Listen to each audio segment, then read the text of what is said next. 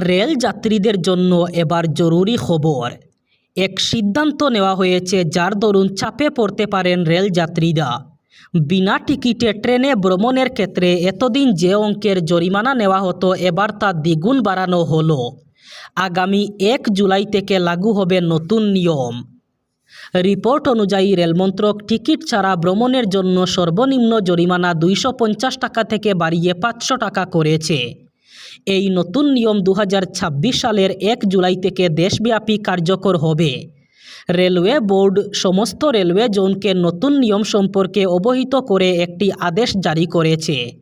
শুধু তাই নয়, অন্যের নামে বুক করা টিকিটে ভ্রমণকারীদের বিরুদ্ধেও কঠোর ব্যবস্থা নেওয়া হবে।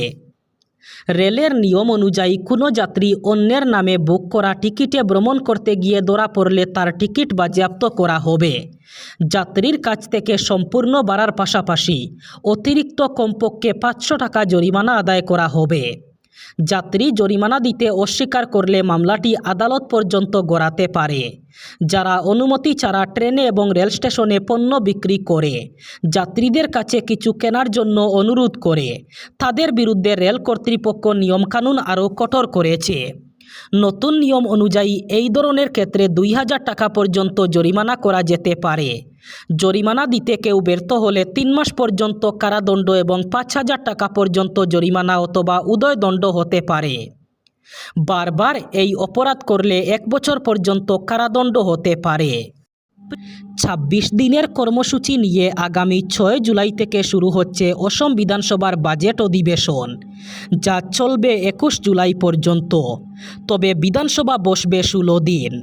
10 জুলাই প্রথমবারের জন্য পূর্ণাঙ্গ বাজেট পেশ করবেন অর্থমন্ত্রী জয়ন্ত মল্ল বড়ুয়া। এর আগে পূর্ববর্তী সরকারের অর্থমন্ত্রী ছিলেন অজন্তা নেওগ। অতীতেও মন্ত্রী অজন্তা নেওগই বাজেট পেশ করেছিলেন। নবনিযুক্ত অর্থমন্ত্রী জয়ন্ত মল্ল বড়ুয়া প্রথমবারের মতো বাজেট পেশ করবেন। এবার মন্ত্রী অজন্তা নেওগকে নারী ও শিশু উন্নয়ন এবং পর্যটন বিভাগের দায়িত্ব দেওয়া হয়েছে। এদিকে নবনিযুক্ত অর্থমন্ত্রী জয়ন্ত মল্ল বড়ুয়া দিশপুরে অনুষ্ঠিত এক বৈঠকে প্রতিটি বিভাগকে তাদের বাজেট জমা দেওয়ার নির্দেশ দিয়েছেন। 6 জুলাই থেকে বিধানসভার বাজেট অধিবেশন অনুষ্ঠিত হবে এবং নতুন সরকার তার প্রথম বাজেট পেশ করবে। গত 2 দিনের প্রবল বৃষ্টিপাতের পরেই জুনাইয়ের দিখারি ও দেপি নদীর জলস্তর বিপজ্জনকভাবে বৃদ্ধি পেয়েছে। দিখারি নদীর বন্যার জলে জামগুড়ি অঞ্চল সহ 20টিরও বেশি গ্রাম এবার বন্যায় প্লাবিত হয়েছে। পাশাপাশি জুনাই সদরকে সংযুক্ত করা একমাত্র সড়কটিও বন্যার জলে ক্ষতিগ্রস্ত হয়েছে। মাত্র 2 ঘন্টার মধ্যেই বন্যার জলে বিস্তীর্ণ এলাকা জলমগ্ন হয়ে পড়ায় 20টিরও বেশি গ্রামের বাসিন্দা চরম দুর্ভোগের মুখে পড়েছেন।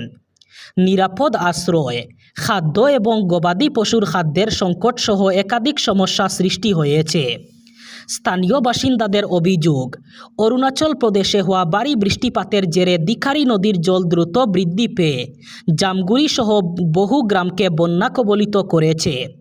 ফলে যোগাযোগ ব্যবস্থা ভেঙে পড়েছে এবং মানুষের দৈনন্দিন জীবনযাত্রা বিপর্যস্ত হয়ে পড়েছে। তারা প্রশাসনের কাছে অবিলম্বে ত্রাণ এবং উদ্ধার ব্যবস্থার দাবি জানিয়েছেন। বন্যার কবলে পড়া বহু পরিবার ঘরবাড়ি ছেড়ে নিরাপদ আশ্রয়ের সন্ধানে অন্যত্র সরে যেতে বাধ্য হয়েছেন। ডিজিটাল পেমেন্টের জন্য অনেকেই ফোনপে, গুগল পে অথবা একাধিক ইউপিআই ব্যবহার করেন। এতদিন পর্যন্ত এই অ্যাপগুলি দিয়ে ফ্রিতেই পেমেন্ট করা যেত। তবে এবার ফোনপে চালু করতে চলেছে বিশেষ নিয়ম। সংস্থার তরফ থেকে জানানো হয়েছে তাদের ওয়ালেট ফিচারের ক্ষেত্রে নতুন নিয়ম চালু হবে। এবার থেকে 1 বছরের বেশি সময় ধরে ইনঅ্যাক্টিভ হয়ে থাকা ফোনপে ওয়ালেটের উপর 3 মাস অন্তর 100 টাকা পর্যন্ত মেনটেইনেন্স ফি কেটে নেওয়া হবে। শুধু তাই নয়, যদি কোনো ইউজার টানা 365 দিন তার ওয়ালেট থেকে কোনো ধরনের আর্থিক লেনদেন না করেন, তাহলে সেই ওয়ালেটকে ডরমেন্ট হিসাবে ধরে নেওয়া হবে। অনেকেই ফোনপে অ্যাপ ব্যবহার করলেও সরাসরি ব্যাঙ্ক অ্যাকাউন্ট থেকেই ইউপিআই পেমেন্ট করেন। তারা ফোনপে ওয়ালেটে কোনো ব্যালেন্স রাখেন না অথবা সেখান থেকে কোনো পেমেন্ট করেন না। এই ইউজাররা নতুন নিয়মের আওতায় পড়বেন। পৃথিবীর আকাশে আবার অভূতপূর্ব দৃশ্য। আর কিছুদিন পর আবারও পূর্ণগ্রাস সূর্যগ্রহণ হতে চলেছে। আগামী 12 আগস্ট আবার বেশ কিছুক্ষণের জন্য আড়ালে চলে যাবে সৌরজগতের অভিভাবক। 2 বছর পর এমন দৃশ্যের সাক্ষী হবেন পৃথিবীবাসী। আমেরিকার মহাকাশ গবেষণা সংস্থা নাসা জানিয়েছে, আগামী 12 আগস্ট আবার সূর্য এবং পৃথিবীর মাঝখানে চাঁদ চলে আসবে।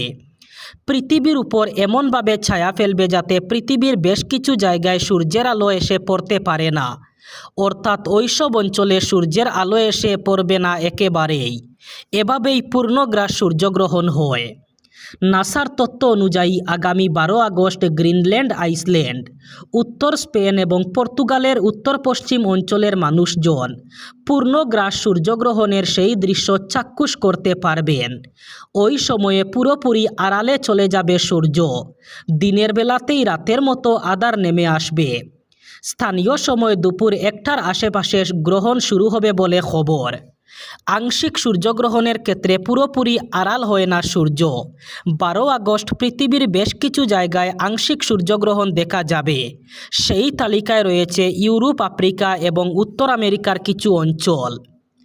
এর আগে 2024 সালের এপ্রিল মাসে মেক্সিকো, আমেরিকা এবং কানাডা থেকে পূর্ণগ্রাস সূর্যগ্রহণ দেখা গিয়েছিল। তবে এবারের পূর্ণগ্রাস সূর্যগ্রহণ ভারত থেকে দেখা যাবে না। অযোধ্যার রাম মন্দিরে প্রণামীর অর্থ চুরি বিতর্কে সারা দেশে সৃষ্টি হয়েছে চাঞ্চল্য। রাম মন্দিরের প্রণামীর অর্থ চুরি বিতর্কে তৈরি প্রবল অস্বস্তিতে যোগী সরকার। এবার অযোধ্যার রাম মন্দিরের রাস এবার নিজের হাতে নিতে চাইছেন উত্তরপ্রদেশের মুখ্যমন্ত্রী যোগী আদিত্যনাথ। এক অনুষ্ঠানে ভক্তদের দানের কোটি কোটি টাকা চুরির ঘটনায় দোষীদের শাস্তির বিষয়ে আশ্বাস দেন তিনি। তার কথায় কোনো অপরাধী ছাড় পাবেন না। আমরা ঘটনার তদন্তে বিশেষ তদন্তকারী দল অথবা এসআইটি গঠন করেছি। যদি কেউ দোষী হয় সে অবশ্যই শাস্তি পাবে। বিতর্কের কেন্দ্রবিন্দুতে রয়েছে অযোধ্যার রাম মন্দিরে ভক্তদের দেওয়া অনুদান ও দানবাক্সের অর্থের হিসাবে গরমিল। অভিযোগ উঠেছে মন্দিরে জমা পড়া কোটি কোটি টাকার প্রণামী চুরি হয়েছে। সে নিয়ে গোটা দেশে শোরগোল। বিরোধীরা এই বিষয়টি সামনে এনে স্বচ্ছ তদন্তের দাবি তুলেছে। অযোধ্যার রৌডলি বিধানসভা কেন্দ্রে এক সরকারি অনুষ্ঠানে বক্তব্য রাখতে গিয়ে রাম মন্দিরে চুরির প্রসঙ্গ উঠে আসে উত্তরপ্রদেশের মুখ্যমন্ত্রী যোগী আদিত্যনাথের মুখে। তার কারো প্ররোচনার ফাঁদে পা না দেওয়ার বার্তা দেন তিনি। যোগী বলেন, সব রাম ভক্তদের প্রতি আমার আবেদন, অযোধ্যায় যে ঘটনা ঘটেছে তা মোরা খতিয়ে দেখছি। রাম মন্দির কোটি কোটি মানুষের বিশ্বাসের প্রতীক, তাই অভিযোগকে হালকাভাবে নেওয়া হবে না। ট্রাস্টের অনুমোদনে তারা এসআইটি গঠন করে তদন্ত করছেন। আসল সত্য অবশ্যই প্রকাশ পাবে। তিনি জনসাধারণকে ধৈর্য ধরার আহ্বান জানিয়ে বলেন, বহু বছর অপেক্ষার পরে মন্দির তৈরি হয়েছে। তদন্তের ফলাফল সামনে আসতেও কিছুটা সময় দেওয়া উচিত।